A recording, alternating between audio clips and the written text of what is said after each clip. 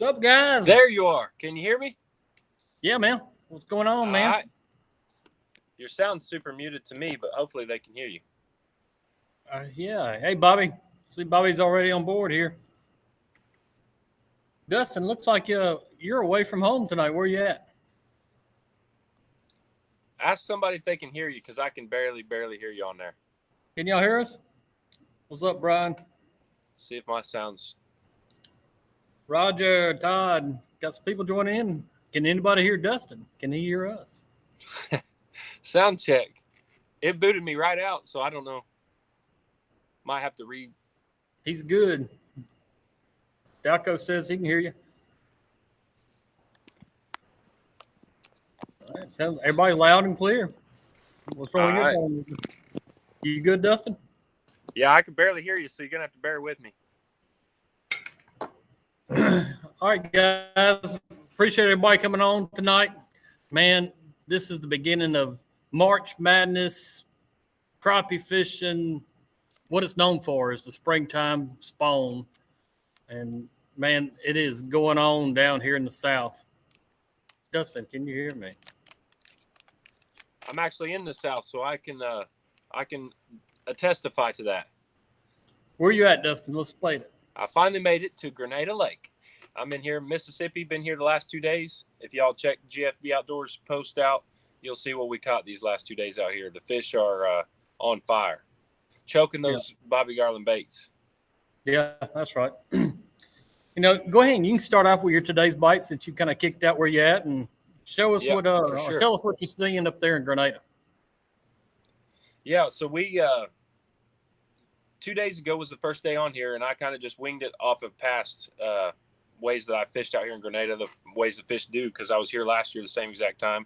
So I went up in shallower water off the channel just a little bit and started cruising, and the fish are super scattered, but the water's 65, 68 degrees, real close to 70. Some areas are 70, and I think they're spawning. I think they're super close. Half of them are starting. We caught a female yesterday this morning off of a laydown in 4 foot of water and was spewing eggs when we brought her in the boat. So I think she was laying the eggs on that brush there. It's definitely go time. We clean 2 limits each day, and just following roaming fish. You find male female mix, but they're starting to pull up on timber. I saw wade fishermen tearing them up. So for all you waders out there, it's time to go. Everybody's catching them, and we've had a great time out here. Hopefully the rest of the week pans out. This weather kind of holds off for us, and we stay on top of them. Yeah. About today's bite on Barnett, I've been fishing here, of course, last week. Yesterday, actually, we caught the biggest fish that I've caught so far this year on Barnett was a 287. And, guys, if you're looking to get into crappie fishing, and this is the perfect time to actually learn, in my mind, because you've got so many different ways, different techniques. That's really, really good right now. Like Dustin just said, you can wade for them, you can slip cork for them, you can cast for them, you can spider rig, you can long line for them, you name it. You can live scope them. And that's mainly what I'm doing as well on my today's bite. I'm catching a lot of fish still in 10 foot of water, really to about some even out to 18, but I'm following a lot of ledges. I mean, that's kind of Barnett fishing 101. If you're going to come down here and fish on Barnett, ledge fishing is where it's at. Now, there's going to be definitely some fish up on timber and such, but to some degree, I'm always going to be near a ledge of some sort. But my bait of choice the last 2 days, guys, I don't know if you've tried this bait from Bobby Garland. It's been out. I mean, it's not like a new bait. But this bait right here, when I'm telling you that they're biting them, they're not biting them. They are trying to digest them. They are completely swallowing them all the way up. And give me 1 second. I'm going to get the color out of my boat. That it's when they see this bait the last 2 days, not only are they attacking it, but they're actually trying to swallow it. So give me 1 second. Yeah, we definitely had the same thing here on Grenada. These fish are, when you get them in front of them, a lot of them are running. But when we stay on these fish long enough and they turn up and hit their bait, you yank as fast as you feel it. These baits are down in their gullet. Yeah. And the same with the slab hunters. slab hunters and the slab slayers, they are just chomping Yeah. the Bobby Garland baits. But there's the color he's talking there. That's Look the at color. That's Junebug chartreuse. I mean, what's kind of really cool about this color for me is, that's a color really known for bass fishermen, Junebug chartreuse. But right now on the Barnett, this color, they are absolutely inhaling it and trying to actually take the poles out of clients' hands when they're doing it. They're sucking it all the way to the back. It's been just phenomenal watching these fish react to this little bait. And I guess it's not really little. I'm gonna do a little comparison since I've got some. It's bass colors because you're fishing for a fish the size of bass. Yeah. But this is the baby shad. Everybody knows the tried and true baby shad. So it's a 2 1/4 inch bait, big bulky bait, I guess you would say, for as crappie fishing goes. And one of the reasons I kind of changed over to the slab hunter is I wanted to go a little bit faster because I'm catching some roaming fish and I wanted a little bit bigger profile. And I wanted something to disturb the water as it was being pulled through the water for these fish to locate it. And that's one of the reasons I actually went to the slab hunter itself. And like I said, Junebug chartreuse for me, even you guys down at Lake Darbone several years ago when I went down there and fished, that color at Lake Darbone is on fire too. Or it was back then, and I'm pretty sure it still is. I want to appreciate everybody coming on. I see John Mayo. I mean, Mike McQuinn. I mean, all you guys, Roger, Jacob. I mean, Chad Absolutely. Rogers, Steven. Man, we've got some great guys watching us every time we do this. I want to definitely appreciate every one of you coming on here and helping us out. And at this time, I want to ask everybody to do a little roll call. I want to see where you guys are from. Name your home lake for us. Tell us where you're fishing at. Maybe we can get some actually reports from the area that you're listening and watching them from. But so if you could, in the comments right now, I'd like to see a bunch of you guys throw out your home lake. What's your home waters? Let's see What are they doing spawn wise too? Like what's your water temp? Because like I said, up here in Mississippi, things are going. It is 100% full swing. And the water is fun heating as up. it get. 65, 68, just pretty much anywhere in the lake. One of the things I actually been battling this week would be the pollen in the water. And I shot a video Saturday for a little while. And I got out there and explained, how I did some of the adjustments to get some of the pollen cleared up on my screen. And it's going to be a good video that we'll put out here real shortly, as soon as it gets all through editing it. But it's, I got tongue tied. Saw you smirking. But let's hear these roll calls. I know somebody's, there you go. Barnett, another Barnett fella. I'm in the dang state park with terrible Wi-Fi on my computer, so I'm not able to read the comments today. So you guys have to bear with me. Thank you all for jumping on, and I appreciate y'all as well. And without Bobby Garland Baits, I wouldn't be here. So I appreciate them too. Yep. Dennis Pace, where are you fishing at, buddy? Say it one more time. Where are you fishing at? What are you looking at me like that for, Dustin? Oh, yeah. Lake Chico, Conway, Okeechobee. Took some guys from Okeechobee fishing this week. Really? Is that a good fishery? Me and the Hammer went down there in October, and, man, we caught so many fish in that lake. It's a Mississippi lake. It's not really known for big fish, but it is absolutely loaded with fish. Sweet. Chad got in a boat with me yesterday for a little while. We played around. How's the welfare hole doing? I have been to the welfare hole in about 2 weeks. I've heard it's been pretty popular over there. You let it rest a little bit. Yeah. I'll let out another secret for you guys that hadn't fished out the Barnett lately is Big Lake. I hear the bite's extremely good up there. So you guys, if you're looking for an area on the Barnett to try, I know it's real good. I just hadn't been there, but the reports I'm hearing, it's been real good on the reservoir. Tim Smith, Barnett, John Mayo. We know he's a big 4 guy. Hampton, Georgia, Lake Jackson, Heather Lee. 57-degree. Girl, where you fishing at? I'd say Grand Lake right now is probably anywhere from 48 to 50 now. It's still cool weather there, so we're still far away. Right before I came here to Mississippi, I ran a trip out there. We were catching fish 40 to 55 foot deep.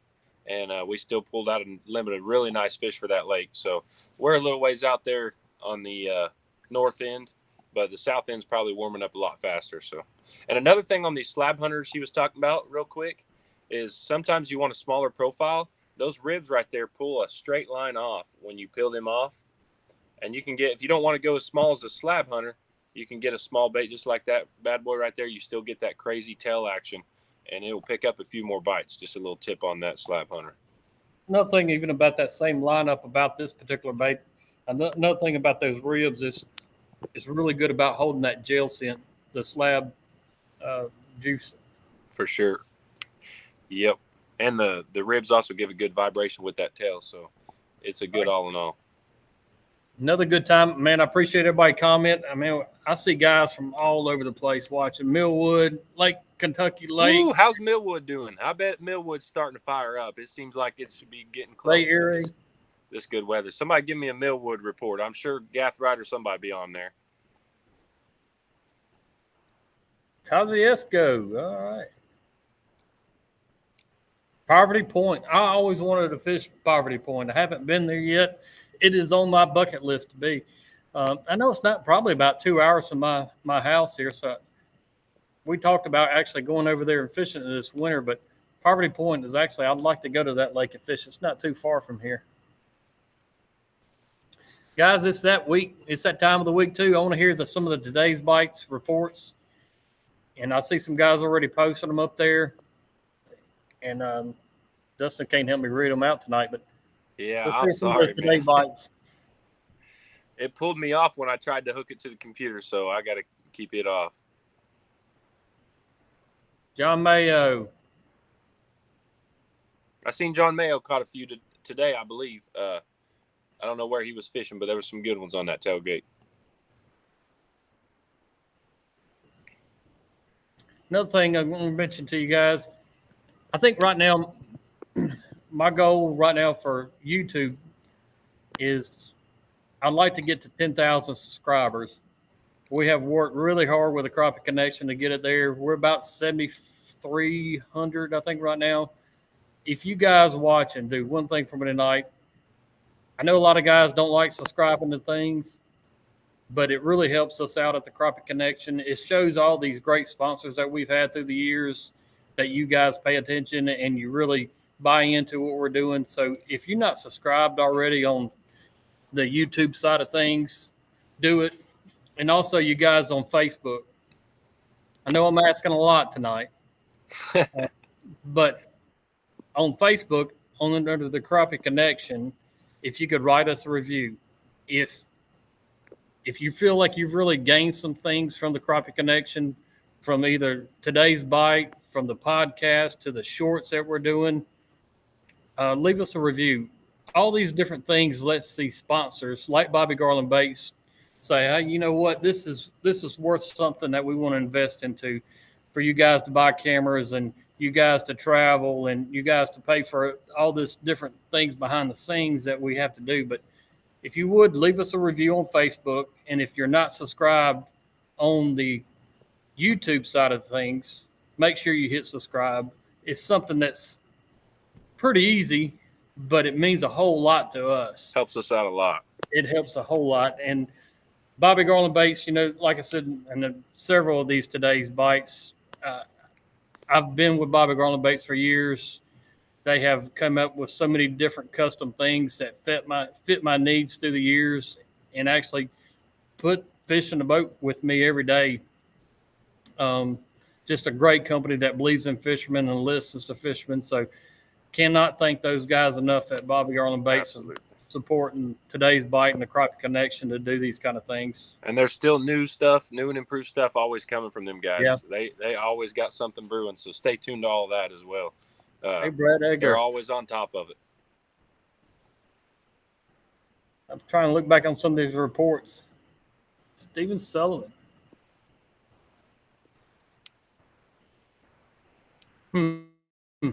A new jig head by Grenade-like Tackle that's really good with the plastics. Charles Henderson. What's going on, Charles?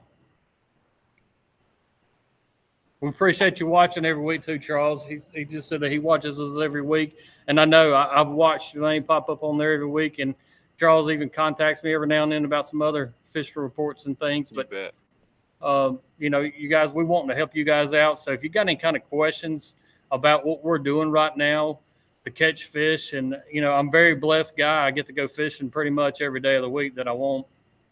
But if you got any kind of questions that you think that you're not quite getting yet when it comes to crappie fishing, that's not making sense, if I can't answer it and Dustin can't answer it, I can promise you, from the guys just watching on the live right now, we've got enough experience to answer just about any kind of question that you have.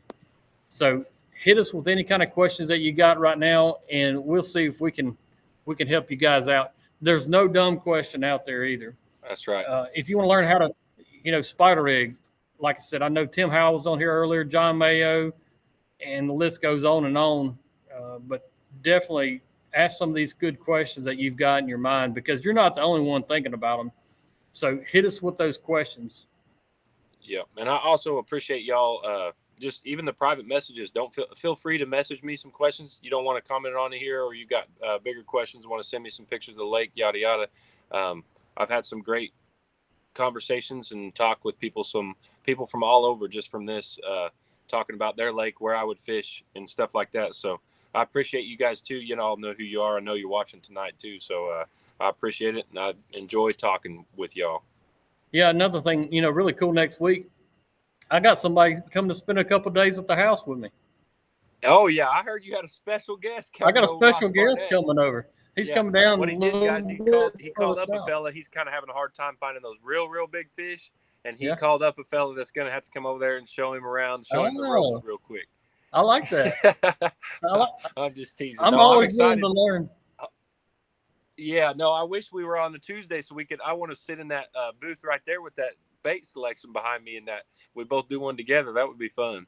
It's kind of like a metal detector. I've got them sitting at the door as you go through my shop doors to make sure people aren't bringing out plastics with them. Yeah. Just to make sure. But, next week I got Dustin coming over, and probably 3 or 4, 5 nights, something like that, be at the house. Yeah, 3 or 4 nights. But hopefully we get some good content too. We're going to shoot some video, get some good stuff for you guys. A little bit of everything we're looking for, how we catch them, what we do on this time of year. I'm looking forward to it. It's going to be a blast. I'm getting in the boat with the one and only. It's going to be a good time. That's right. Cadmed Turner, inflatable life vest, yes or no? Good question. That's a good question. I think there's nothing wrong with them. When you get something though, I guess I'd say mechanically, but I feel like there's room for failure. So it depends on how old it is. Yeah. I mean, I like just uninflatable. What do you call that? The classic. I just throw on one of those, just a comfortable, but an oldie, so that way I don't have to worry about it puffing up on accident, getting too hot. I've just heard horror stories about the inflatables, so I don't wear them personally, but a lot of people do. They're comfortable. They're small, out of the way, but you can find comfortable ones that aren't inflatable too. So I'd say not inflatable, but what do you think? I would think whatever your level is, if you feel like you're a really good swimmer, or at least a decent swimmer, and as this water gets even a little bit warmer, you don't want to fall in 40-degree water and try to get out of it. That's right. So I would suggest that anytime when the water is chilly, and I would say under 60 for sure is chilly to me, those inflatable ones would be definitely worth the investment in wearing. Anytime you're on plane, it's always recommended to have a life jacket on. But even I think one of the things bigger for me is a kill switch, and I brought it up, I guess, a year ago. I got a little high horse on that one, but I have a terrible time with both of those. I have a hard time. So definitely a life jacket. You're asking the wrong person on that, because I always have on tournaments though, we have to wear them. So I'm good with it. Kill switch is on, but when I'm just rolling out there, I need to get better about that kill switch and life jacket for sure. We've got Bryant from YouTube asking a question about size and shape of cork bobbers you like fishing under a jig. Dustin, that's more your specialty than mine. Yes. As far as size of the bobbers, I like a bobber that fits the size of the jig head or the jig. Your jig, you want to that bobber needs to be straight up and down. So whether that's if you get a real heavy jig, sometimes it'll pull that bobber too far down, and if you get too light a jig, your bobber won't set up straight. And the reason you want it setting up straight is because if that fish eats up, your bobber will come up and lay over on its side, and that's an indication you've got to bite. They do that a lot in the spring, especially right now. You're sitting on those bedded fish when you cast, they come straight up and hit it. But try out different sizes with your different size of jigs. If you like using a big heavy jig, you're going to need a little bit bigger bobber, but I try to get away with the smallest bobber possible because I like those super light bites. You want to see everything going on. I like a smaller bobber too because it's easier for that crappie to take under, and there's nothing better than seeing a crappie shoot under. So the smaller the bobber to me, the better. But you got to go smaller jig. It's all about the jig size with the bobber though. You want that bobber to stand straight up. But you probably fish with them too, so. I don't fish a lot of bobbers, so that's not really. I know the Thiel at one time on the side of the package wrote what size jig head that was recommended for that bobber size. So I would look into those bobbers. My general rule, if I'm gonna fish really shallow, and I'm talking really shallow to me is under 4 feet, I'm gonna look for the smallest bobber that I could actually find. Those cigar shapes, the old-fashioned ones, I mean, they've worked and caught a lot of fish back in the day, so I don't think there's anything wrong with anything you can come across. But like Dustin said, is you just want that bobber to sit right. You don't want to sit it too far in the water because you can't see those baits come up as well, the bites. And I'll tell you as well, a really good bobber choice brand, Thiel Bobbers, has a little bit of every single selection you can imagine. You can look them up on lurenet.com or just any store usually that has, Walmart, Bass Pro, anywhere will be full of Thiel bobbers just because they're such a big name brand. But go look at those Thiels. They're slip cork and the spring loaded ones, and just kind of grab. There's, like I said, all kinds of sizes and shapes. But I like the slender and long as well, like you said. Paul from YouTube, what is a good line counter reel for pulling crankbaits? That kind of goes back to the budget wise. I think for the money, you got Shakespeare and Okuma that have some pretty basic line counter reels. That's, I would say, around the $35 range that have worked for me for years. I'm trying to see if I got one. I probably got one behind me, actually. I do. Hang on. That's the good thing about being in my shop right now. I've got some of it in my shop. As far as line counter reels, I can't say I've owned any besides spoon billing. We let out a certain amount of line to drop those dipsy divers and catch fish. So those are a lot bigger version of those pin reels. So now this is a Shakespeare, which I forgot about that brand actually, but it's a line counter reel. Seemed like I got it from Grizzly Jig, but it's fairly inexpensive. And I guess the next question would probably ask, this is braided line. Whenever I'm using line counter reels for crankbaits, I use braided line, and I like something fairly small diameter for the biggest reason, so it would dive deeper. Great. Do you tie a leader to that, or is it just straight braid? No, I won't tie a. I'll try. Let me see. I won't tie any kind of leader to it. I'll tie it directly to a snap swivel. Oh, got you. And that way I can just change out the colors and such. You like that pink crankbait, don't you? No, nothing pink on the Barnett for me. Paul's asking about some Arkansas lakes. Hey, guys, y'all got any good information for Paul over there in Arkansas? Did anybody say anything about Millwood on there? I haven't seen it yet. Not yet? Man, I figured usually we get some Millwood reports. It should be rocking and rolling. We got Seth asking. Seth, that's actually going to be a future podcast. And, we've talked about that subject a lot in the past. But how do you break down a new lake? Dustin, can you kind of explain how you're breaking down a new lake? Man, yeah. I think it has to do everything with the water level and the time of year. If it's flooded, I'm gonna have to change up my tactics due to the fish scattering out, going up creeks, getting a little bit shallower or deeper, vice versa. And then everything revolves around the channel as well. So every lake's a little bit different. I actually am getting ready to come out on Bobby Garland TV, or Bobby Garland's YouTube video, YouTube TV, whatever it's called, but look it up. Getting ready to come out with a video, actually, me breaking down Worcester, and it was 15 foot high flooded. So if y'all struggle with flooded lakes, I did a little video, kind of what I looked for and how I broke it down. Pretty cool little video. And then maybe we can do one on Barnett or something, show your little warfare hole or something. But no, breaking down lakes is super challenging. Right now, I'm still trying to break down. Me and him were just talking about this Lake Grenada. Fish are spawning. It's a certain time of year thing, but in the fall, you're not going to look for the same things as now. So it's all about a time of year thing. And I kind of go at them all different. Every lake's different. Yeah. You know, and I know I got a lot of more comments coming, so just bear with us, guys. But if you got those questions, keep shooting them on the screen and we'll get to you, I promise. But, you know, breaking down a new lake, first thing I'm going to do is look for creeks running through the lake. I'm going to look for any kind of river system. And then after that, or any kind of old lake beds, like the Barnett has a lot of old lake beds that submerge inside the lake itself. And then I'm going to look for ledges. And once I get any kind of indication that, all right, I really believe that fish are in the mouth of creeks. And then I'm going to go back and I'm going to look at different areas of the lake that has similar features as that spot that I first saw them at. So if I find them in one area of the lake, piled up in, say, the mouth of creeks, well, I'll look back at the whole map of the lake and I see 6 other spots has the same scenario going. I can go check those other patterns and see if that's actually a pattern I come across or what's going on. 9 times out of 10, that'll check out too. You know, when you find a number of fish, you can't just find one fish and be like, oh, I can go look around here. But you find a number of fish one way in a lake, usually you can replicate that other places. They kind of all have a little telephone. They all tell each other, hey, today we're going to be on the flats, and you can go all the way through that lake and find them. Yeah, I mean, you know, on Barnett right now, like I said earlier on my today's bite section was, you know, fishing on ledges.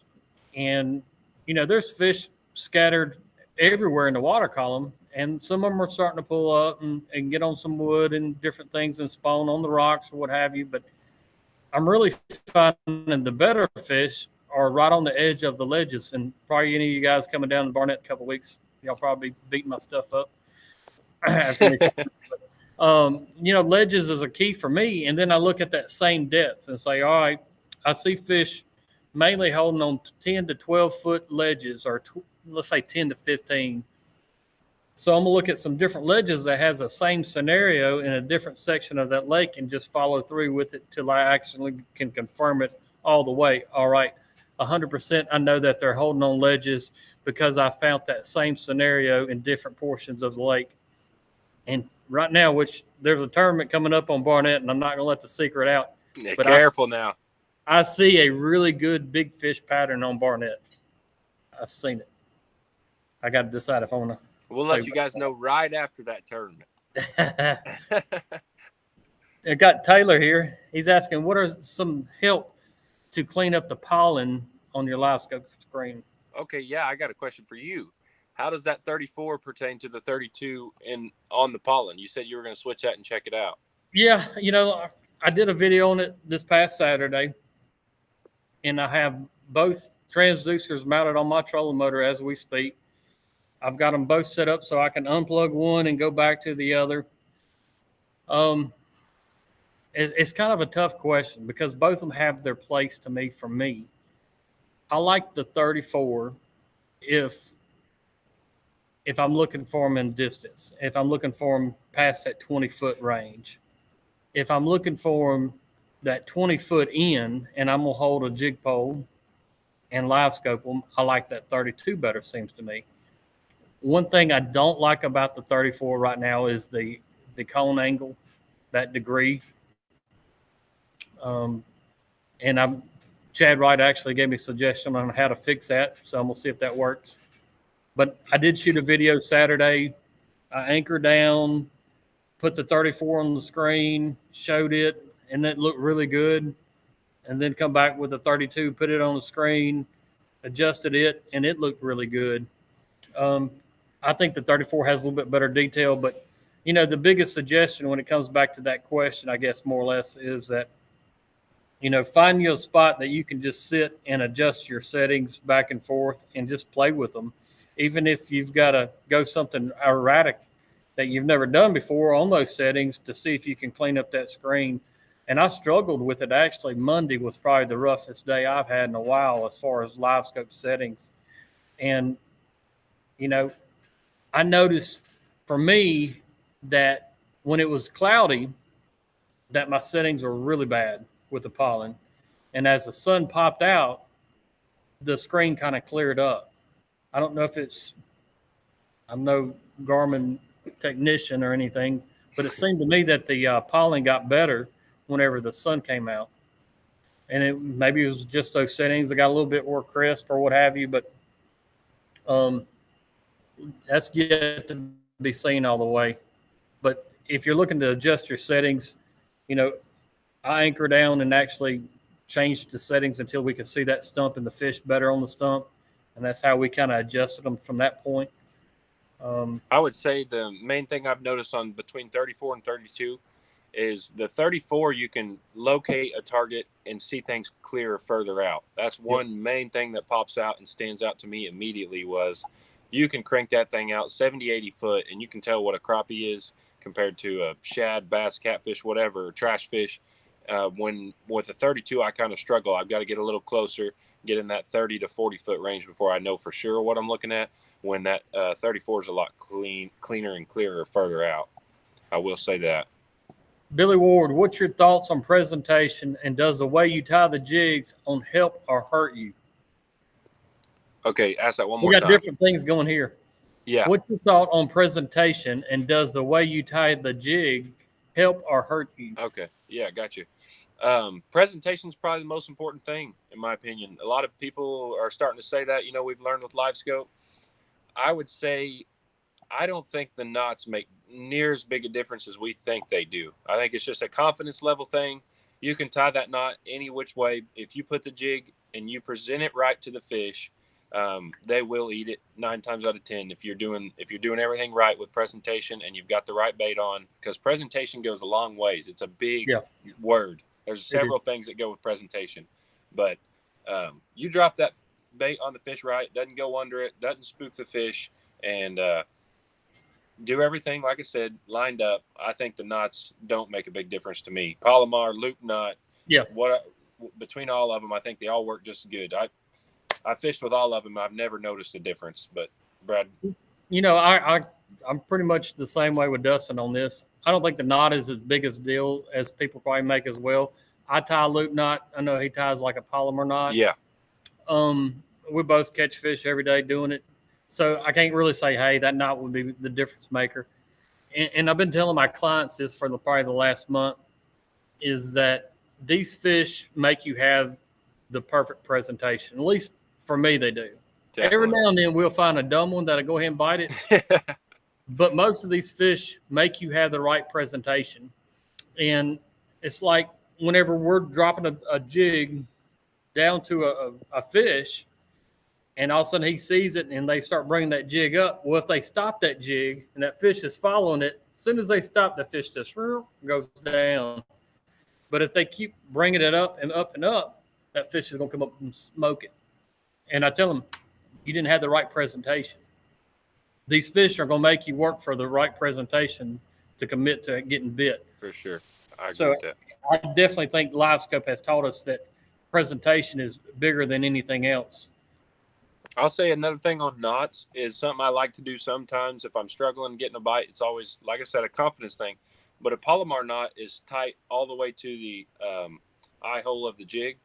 So I like to pull that knot towards the hook side, if that makes sense, to make that jig set straight parallel. Would that be parallel or horizontal? Parallel. I'm going with it. But anyways, setting it straight sideways like that sometimes will pick up a couple extra bites for me.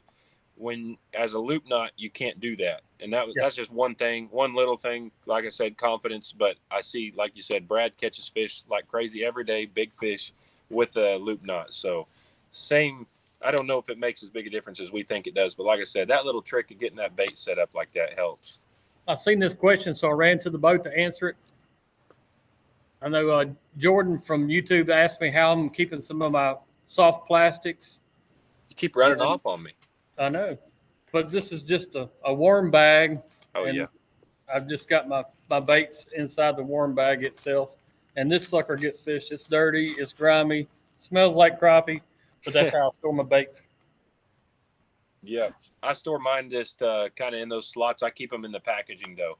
I just like to keep them in the bag, keep them in that sauce, and just stack them in my tackle box. All right, Kit, I got another question. Let's see. My I screen's appreciate y'all for the questions. Sorry I can't get on them and read them all tonight. Brad's working overtime. I'm trying. All right, when you set the hook live scope, missed a bunch at Brown's Landing today. Still caught some hogs though. Probably what you're seeing, Kit, and I see a lot too, is you'll see that fish kind of lunge for it, and you're probably setting the hook early. And it could be, depending on which pole you're using, it might not be driving that hook in. I like a little stiff pole to drive a hook set really in there hard, and a higher pound line. That way you don't have to worry about it snapping. But I think a lot of people, when you get live scoping, and I see guys all the time, they'll see a fish start coming after their bait, and they'll actually take it away. Oh yeah. Or they'll see it swipe and they'll set the hook. And I'll say, did you feel it bite? No, I saw it take off. Yeah. And now I have seen them, do the other way, but I can't say I haven't done it either.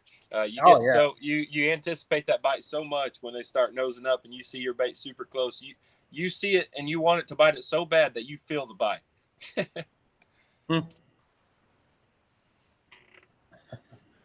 I'm gonna get down to some of these other questions. I see Brian, that kind of made me chuckle.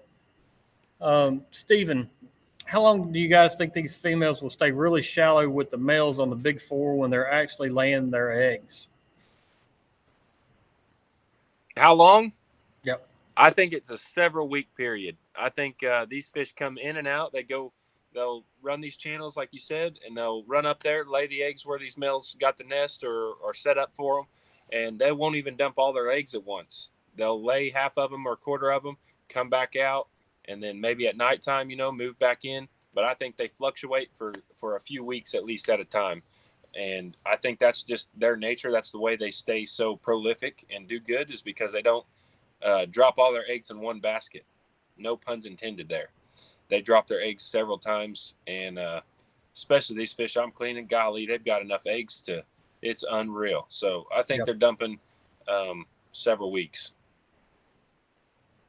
I'm kind of the same way. I think Mother Nature has got this thing figured out as far as laying eggs and everything else. So I don't think they dump them, let's say in 2 days. And I'm no biologist, so if there's one on watching, maybe correct me in a second. But I think it's spread out over a period of time, just in case something happens to that clutch of eggs or what have you.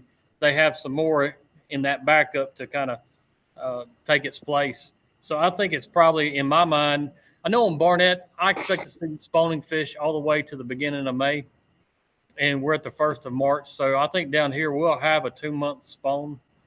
Yeah. I don't think. At Grand it does the same thing, but say a month behind. So we'll start probably late March, and you'll start catching fish on beds. You can throw that slip cork to the bank, start catching them all the way until the beginning of June, late May, beginning of June, and it's warm. I always say, everybody says that 65-degree water is money, but I think 65 to 75, I've caught them on the bank and caught them good on the bank. So, well, I caught fish down here even in 1st of June last year, and the water was probably in the 80s. So I don't think they're just set on, it's a wide range of deal. That's right. When I say they were spawning 1st of June, they were spawning 1st of June here last year. Scooter's got a question on to get to before we'll talk forever. We don't watch Dustin there. But what is your progression in bait selection when a big fish won't bite your first bait offering it? Bigger bait, smaller bait, minnow, hair? Yeah, that's a really good question. If we have minnows in the boat and they will not bite the first profile jig I'm throwing, I'll downsize that jig. If they still won't bite that downsized jig, it may be a day to go with the minnows if you have them. 9 times out of 10, especially these lakes like this, Grenada, I don't even have minnows. So if I started struggling, I would downsize. You got an itty bit, you have hair jigs. I'd say itty bit's my number one go-to. If I cannot get big fish to bite, I will throw an itty bit, slab hunter, slab slayer, swimmer, any of those itty bits, and I feel like I can get any big fish to bite. If it's going to bite a minnow, it would bite an itty bit. So that's probably what I'd say. I like to go with the heaviest jig I can get away with, though. So because heaviest jig, you can fish faster. You can drop on those fish. They hit it super hard. It just seems heavier jigs is a little bit more fun for me to fish with. But if they start getting real picky, I'll start downsizing on them. On that same question is you got to have a starting point. So whether it's a baby shad or something, at that point, even if I catch a fish and let's say they're just barely getting them in the inside of their lips, to me in my mind is saying that I probably don't have it all the way figured out yet. And like I was saying earlier about the slab hunter, today, the last 2 days, I really feel like this is the best bait I had in my boat because the way they were actually hitting it and bringing it all the way to the back of their throats. At that point, I feel like I've got the right selection going. Now, before then, I'm going to keep experimenting. Now, as far as minnows, I haven't had a minnow in my boat. Man, I don't know when. Maybe a year. I don't fish a lot of minnows. I feel like if I can catch them, I can catch them with either really Bobby Garland baits from the mayfly to the slab hunter to the baby shad to the itty bit. But, I'm going to keep experimenting until I see these baits are in the back of their throat. And at that point, I feel like I've got the right selection going. So keep experimenting. And another scenario I'm going to give you real quick. And I'm going to find this. Let me see what bait I want to do. I'll do this Grenada Gold. If I catch a couple off Grenada Gold and they're not swallowing it all the way, I'm going to try something solid orange or close to solid orange as I can get. Now, if I'm noticing, the same scenario, they're doing the same thing. They're not swallowing it all the way yet. I'm going to try something with gold and glitter or solid glitter.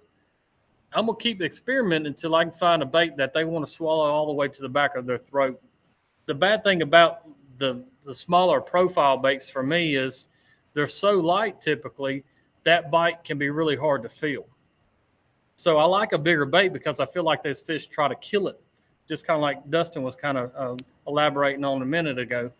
But hopefully that'll kind of help you with bait selection, Scooter. Let me know if that kind of clears it up a little bit. Sure. Man, I'm trying to catch up to you guys. I feel bad for you because I know how it gets. It's a lot. I'm going to get cussed after this thing live here. He's going to chew me out. I'm coming down. I mean, there's a bunch. I'm trying. Samantha McWilliams.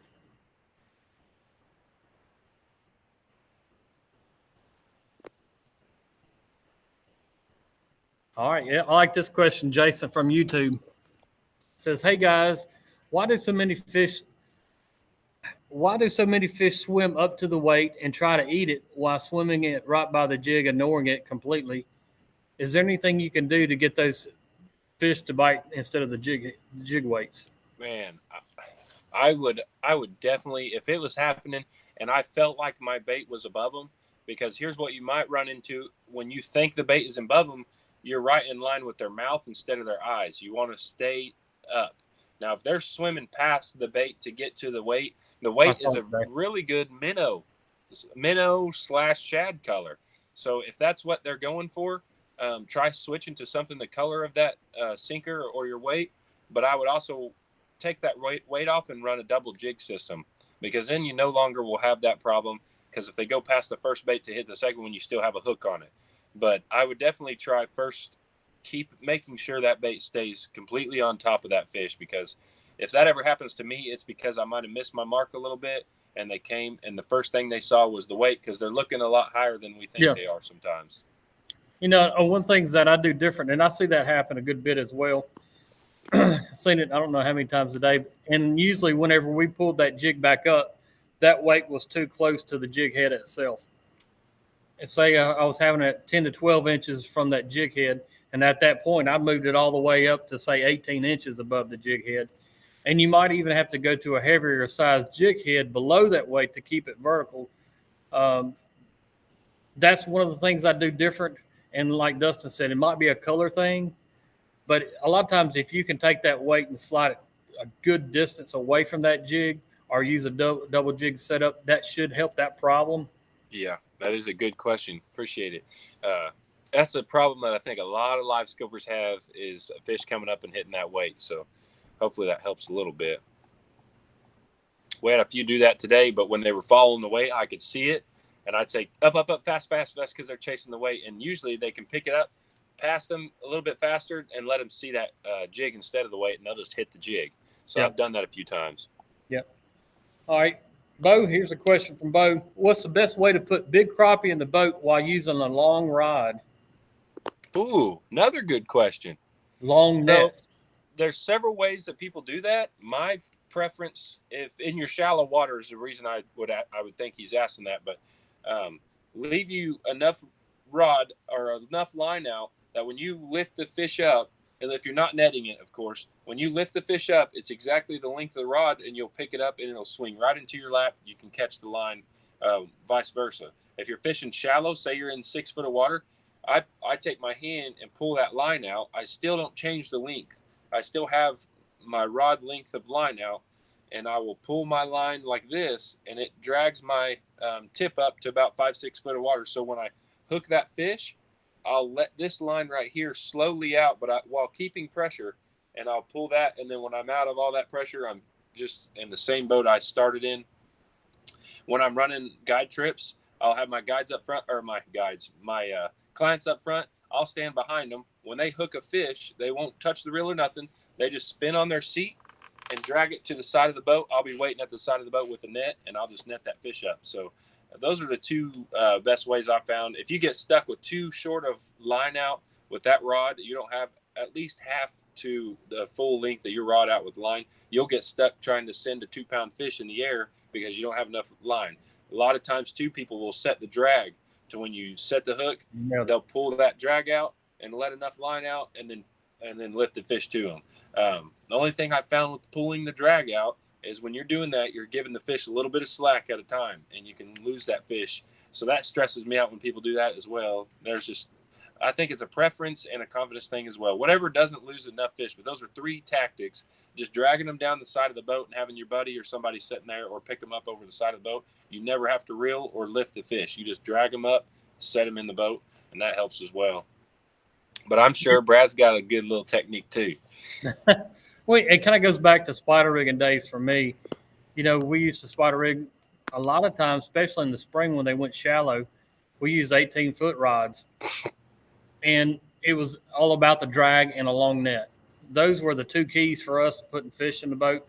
Is one, have a long enough net that you could reach out there and grab the fish, and then also having your drag set so you can actually peel out the line and bring it back to you, especially on short lines. So those would be the 2 factors to me, would be drag set so you could actually peel it back, and also a long net. And there's several. I've seen a lot of spider riggers out here at Grenada today, and when I'd know someone had a fish, you'd hear that drag going zip, zip, because they'd be letting it out, and I'd be like, oh, somebody just caught one, because you could hear them letting it out and that fish splashing on top of the surface there. Don't ask me to do that sound again. I knew where that was going. Hey, Craig, first time watching from 903. Yep, big shout out from Caleb to 903 Fishing. I know we got some of his guys watching us tonight as well. Absolutely. Dude's doing a great thing with fishing some stuff that I'm not fishing. There's a lot of creeks and stuff, but big shout out to you guys from 903 watching. We appreciate you guys joining us. And can't thank you enough. Thanks, Craig.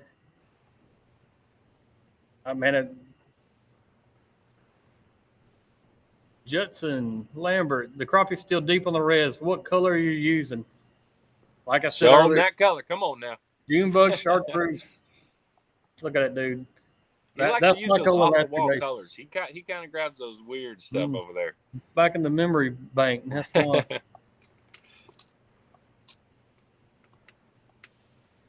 All right, Matt Singley, he's asking about a double jig setup to use a heavier jig up front and the smaller one in the back, and he's asking about casting.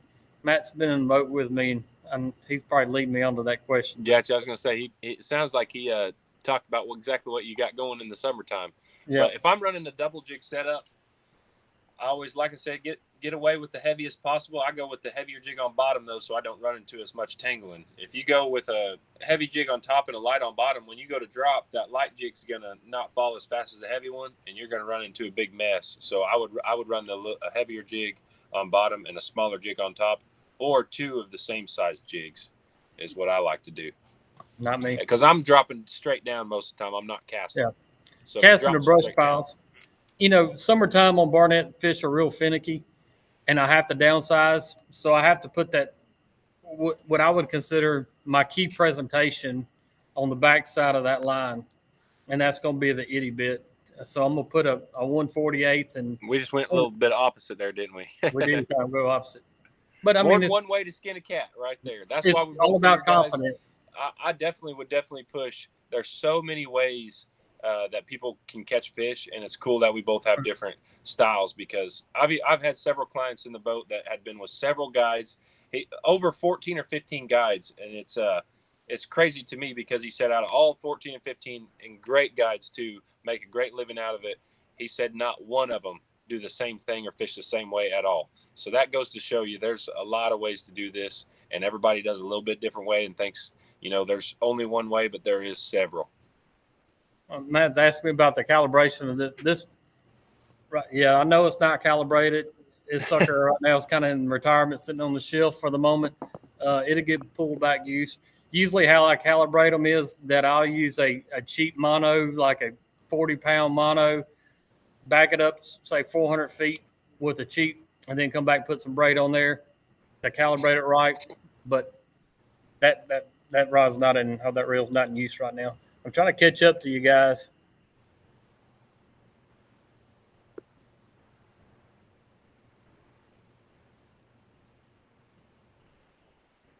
All right. Again, I appreciate y'all's comments. I wish I could see all of them, but I get you next Tuesday. I'll help you out next time, Brad. You might be in charge next time of this. Mentioned last week about marking stump fields on maps.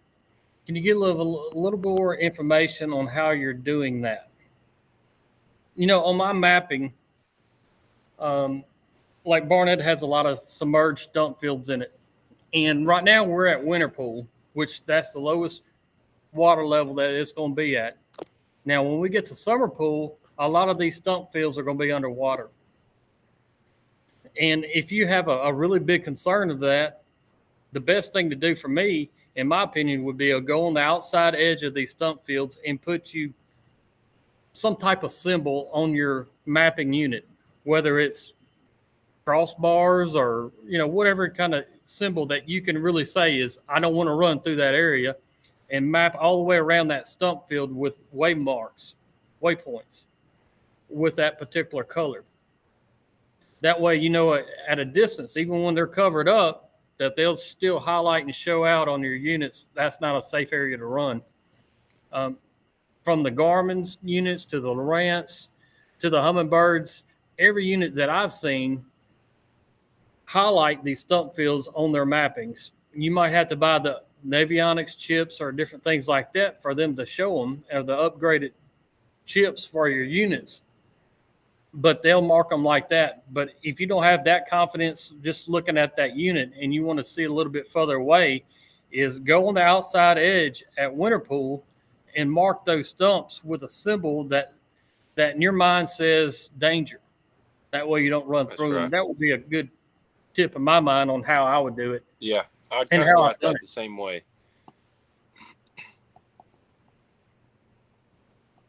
I'm trying.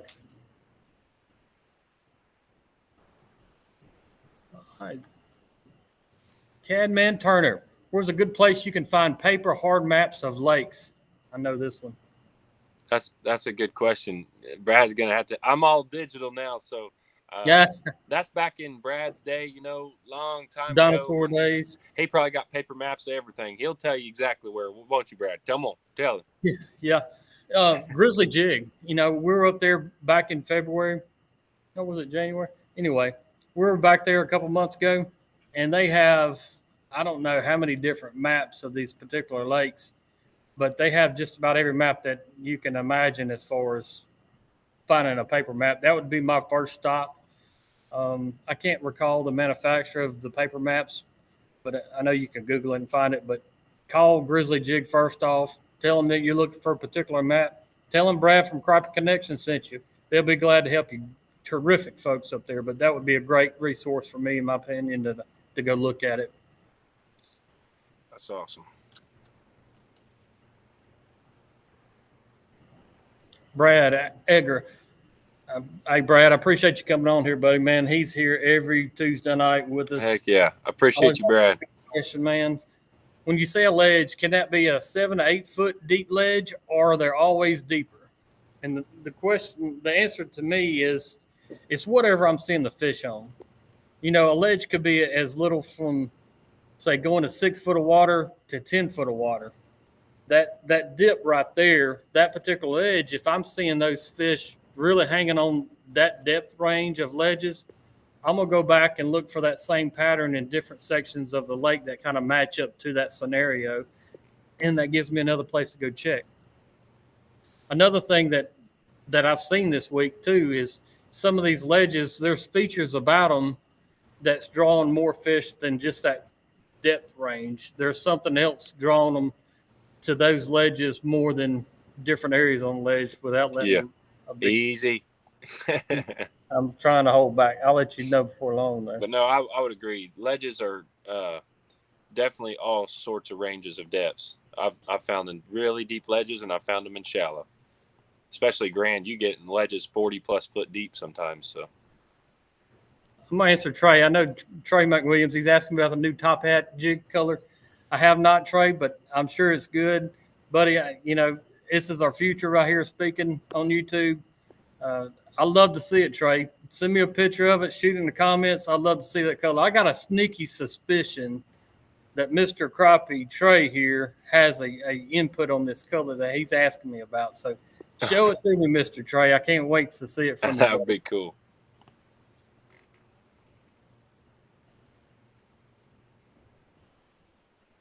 Asking about the power pole trolling motor, 30% faster, only 5,000. You know, I don't know a lot about that trolling motor yet. I'm sure it's great. Power pole makes great products from anything they do, from the charging systems to the anchoring systems. I'm sure it's a fantastic trolling motor. I have no firsthand knowledge about it. I'm using a Garmin Force. I don't know if I could be any more happier with a trolling motor.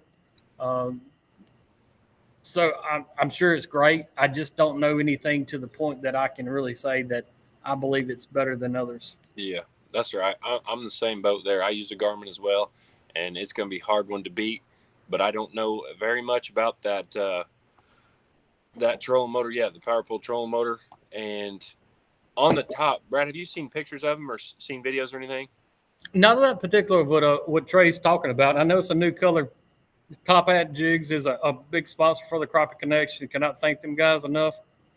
Great company, great guys. I can't wait to see Trey. Trey, I'm waiting on you to send me that picture. I know you're going to do it, buddy. Hey, Mark Parks, I see you out there the other day too, Mark. Appreciate you guys coming on here. I got another request real quick, and I'm going to still read comments, so keep shooting the comments if you got any kind of questions. But to help us out, I need comments, and I need quality comments. As you can see on the screen right now, I've got hashtag 10K Crappie Connection. So if you guys are still watching, from the YouTube section to the Facebook, hit in the comments, 10K Crappie Connection. And the reason behind it is it just helps us get higher in the algorithm when it comes to these different platforms. So comment 10K Crappie Connection. That's my goal right now, is to hit 10,000 subscribers. You got to hashtag it?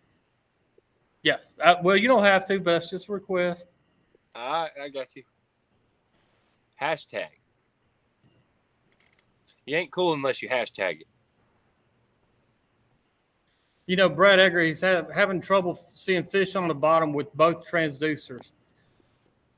You know, and this actually comes back from a today's bite, and I don't know if you know where I'm going yet with this, Dustin, but it goes back to Jerry Hancock. I hadn't seen Jerry on here tonight, Yeah. but he brought up this comment a couple shows back, and how he's kind of fine tuned it is if you see a fish and it goes to the bottom, it's just sitting there, hit pause on your screen and adjust your gain, your color gain, until that comes to a brighter proportion, I guess is a good term.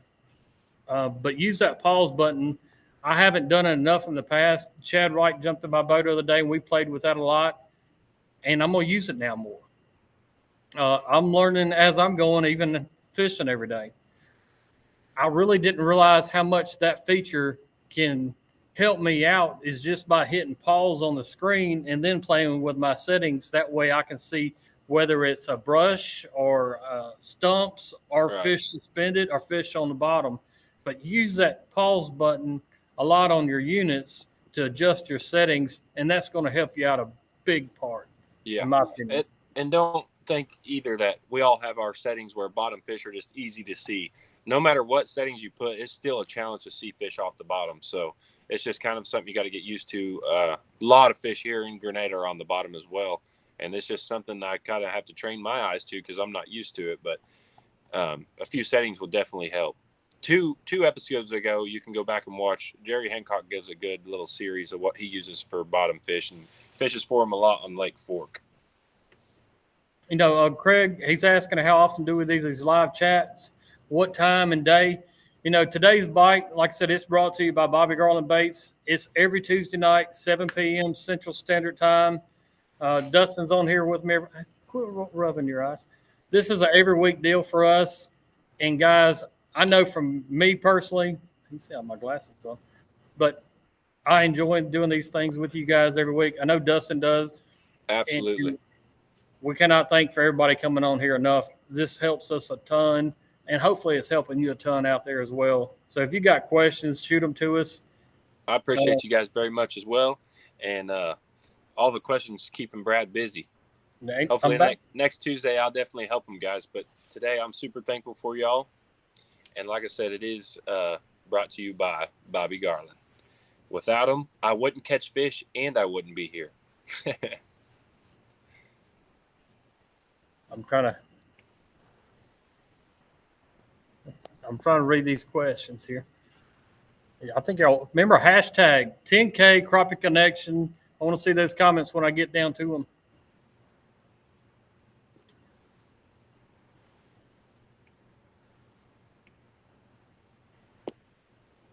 What determines if you pull the bait away from a crappie or sit it on its nose? I like the question, Shane. That's a good question. What did he say? What determines if you pull the bait away from a crappie or sit it on its nose? Yeah, so I'll set it on the fish's nose, and then when I see a reaction or anything to do with that fish that sees the bait and starts to move up is when I start to pull it away from his nose. So I'll always start with it setting on his nose.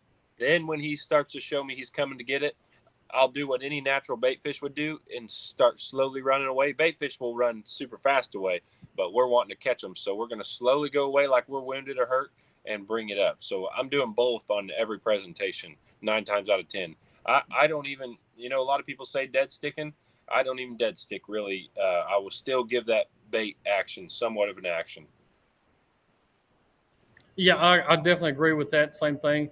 I'm going to set it on its nose. And this is a big tip in my mind anyway, is tap your pole, jiggle your pole slightly. And once I see that fish reaction, I'm going to slowly bring it away from that fish. If you sit it there, if I start bringing it away and they don't attack it or they don't move toward it, I know I'm doing something wrong. So maybe the next fish, I'm going to see its reaction and just set it there and see if they bite it then. So it's just paying attention to what these fish are telling you every day, and it changes.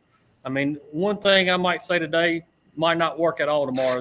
So this bait right here might not catch another fish for the next month. But paying attention to details every single day while you're out there, determining, hey, they're biting it as I'm raising it away, or no, they're not biting it when I'm raising it away. They're biting when it's sitting there. So just picking out the two and actually saying this one's better than the other. We've got Jeff Smith here. Question.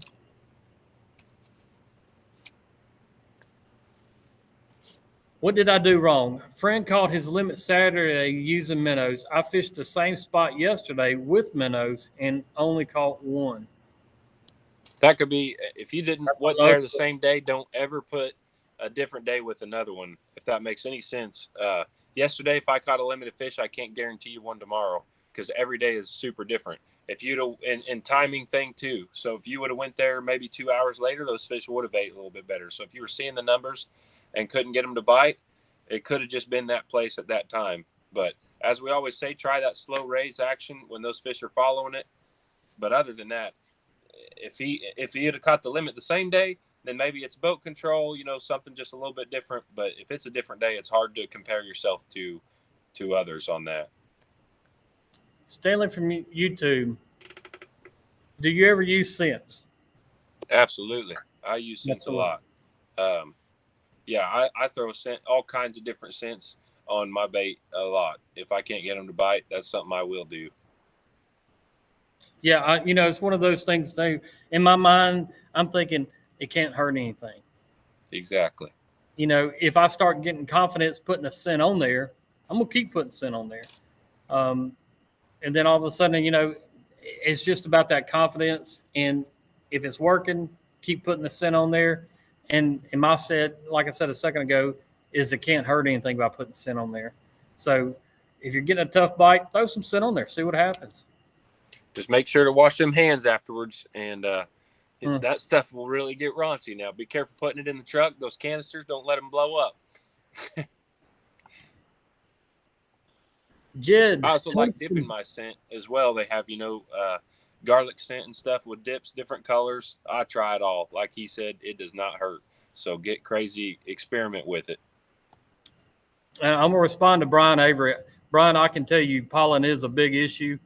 You might have been blessed right now without an issue, but keep fishing enough out there on Barnett every day. Pollen will be an issue for you one day.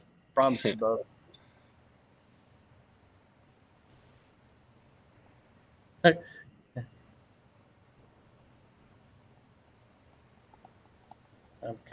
I'm coming, guys. Water temperature South Arkansas is 60 to 64. What's the ideal temperature for shallow crappie? Right now, 60 to 64. No, I would say anything over this, and when it starts hitting the 60s, we kind of pertain the fall crappie, wintertime crappie being super deep, but a lot of times you can still catch those fish shallow. It seems like there's a shallow bite on each lake year round if you look in the right areas. I don't know if you'd agree or not, Brad, but It seems like summertime, spring, fall, you can find fish shallow.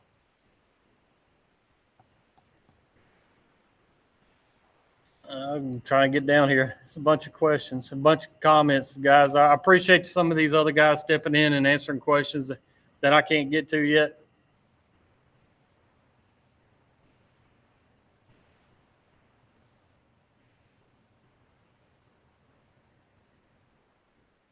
Like I said, well, I'm reading down, guys. Hit that hashtag 10K Crappie Connection. I want to see these comments come on here. I got to be getting close to them. Hey, Chris Horton, I see you on there. Did you say you have a guided trip tomorrow? Yeah, I have a guide. I had a cancellation late this afternoon and wind up getting it booked. And is it a pair or a single? Tomorrow's a single, which I love, especially somebody wanting to learn. The best way to learn to me is one-on-one. Yeah, so it'll be a fun day. Matt asked me if I'm casting to him on the reservoir. I have some, Matt. They will definitely hit it. I think you can catch them long lining right now, spider rigging, you name it. You can catch them any way you want to. The fish are really aggressive, so you can catch them any way you want to right now.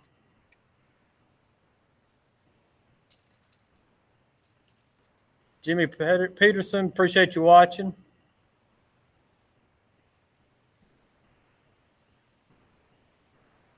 Say back to that comment. I see my buddy John Lee. He answered it too, as far as saving some trails on your units. That's great tip. You know, if you know a safe path running through a lake, save it completely, permanently on your unit. That way, you know to actually keep following the same thing. Hey, Zeke's gonna be down on res next week. Zeke is? I seen you make a comment. Zeke's coming to the res. Really? Sweet. We'll see you there, Zeke. Jason. Yeah. Hey, we're gonna have a good dinner one night. Maybe you have to maybe I have to show you around the res a little bit.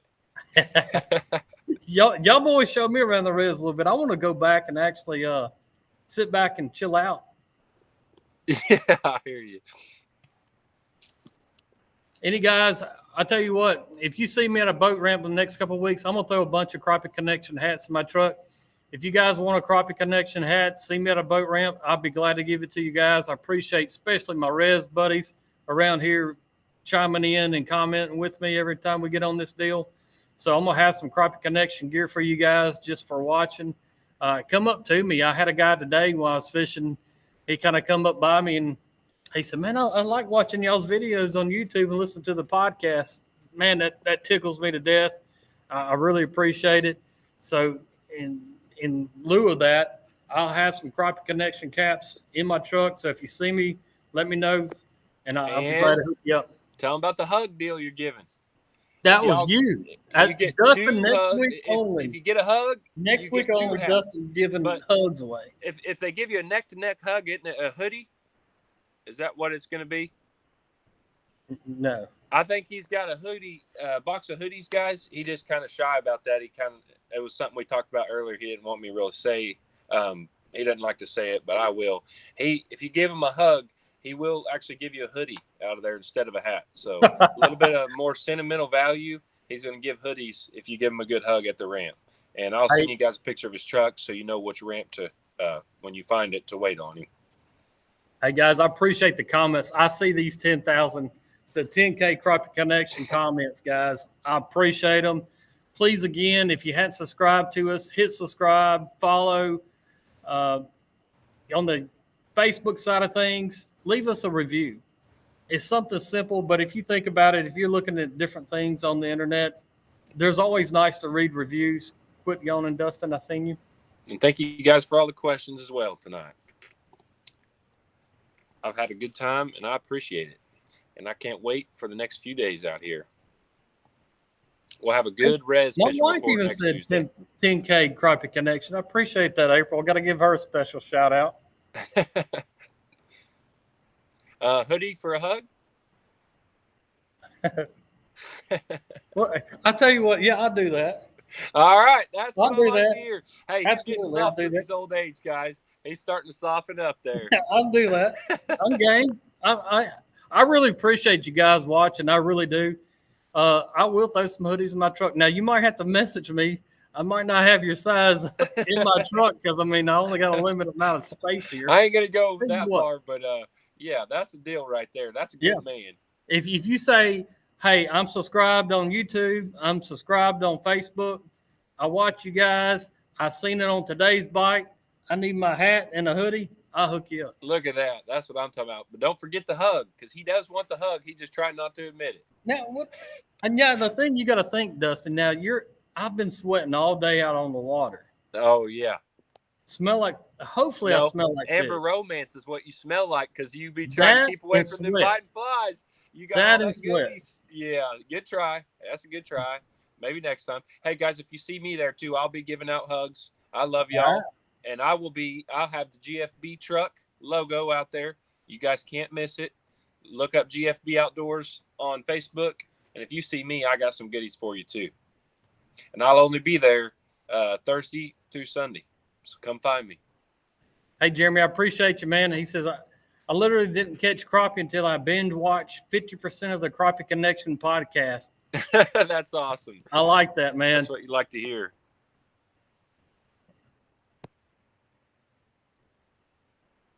I like that. Craig's asking for our personal best crappie. Post them up there. course, you know why Craig's saying this, and I know why Craig's saying this because I see the comment too. He must have caught a big one. He caught a big one.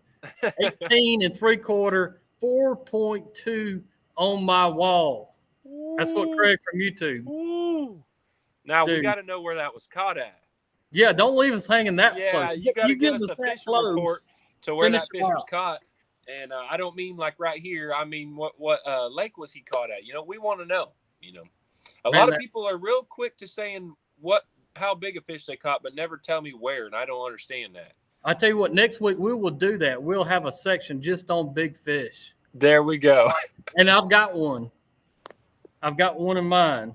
That'll be awesome. That I'll tell about next week.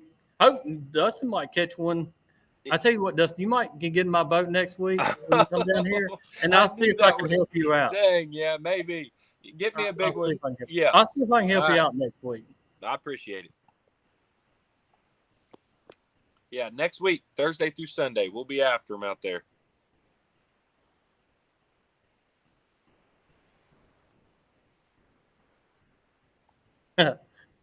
Zeke, he said he prefers his crappie older and wiser. That's right. I don't know what he's talking about, the women, or I don't know. Somebody asked, did I make it? Matt did ask me if I went to Eagle Lake this week. I have not been to Eagle Lake. Kind of bring up another subject that I heard about this week. Now, I can't say if it's facts or fictional, but I talked to a gentleman this week about Eagle Lake and Lake Washington, and I was told that they are about to put some stockings, like yearlings or hatchlings or whatever, in Lake Washington, that they had some pretty good results from Eagle Lake as far as their surveys the last couple of weeks they've done over there. But the Department of Wildlife here is fishing to actually stock Lake Washington is what I've heard. I cannot comment if that's factual, but I hope it is. I'm trying to see if I had any more questions before we get out of here tonight. Dennis Martin, can you tell me what boat ramp we're going to be at the 18th and 19th of March? I cannot yet. I'm using Madison Landing a lot right now.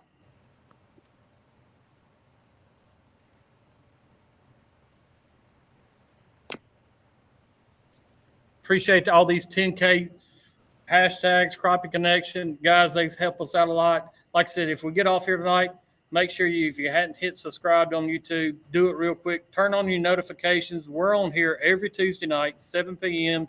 Today's Bite. Bobby Arlen Bates has brought this thing up to us.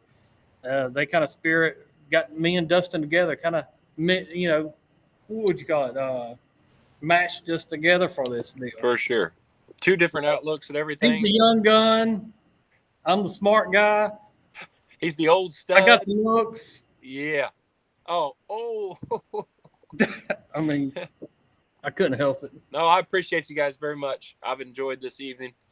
I'm not far out. Actually, some clients getting ready to show up here, and we're going to get after it tomorrow, and I'll have a heck of a report for you guys next week. I'm excited to talk about it. Yeah, guys, until next time, I appreciate everybody coming on tonight. I think we hit 200 viewers between the two shows again tonight. Make sure you tell your friends. Help us grow. Keep coming back every Tuesday night. Think of all week some questions that you want to ask us. And I can guarantee you from all these great fishermen that are watching with us and helping us on the comments, we can get you some answers. But we've been on here an hour and 20 minutes. Absolutely. It's a long time. Hugs for hoodies. I like that, Tim. Double H. He got me on that. 10K Crappie Connection, man. Guys, thank you for doing that. Thank you guys very much. Subscribe. Until next time, guys. It's been fun. Dustin's going to be down here. I'm going to treat him like my redheaded stepchild, I guess you'd say. Hey, man. Now, what dates are they? Let's see. What's today? March 7th. Yeah, so 8.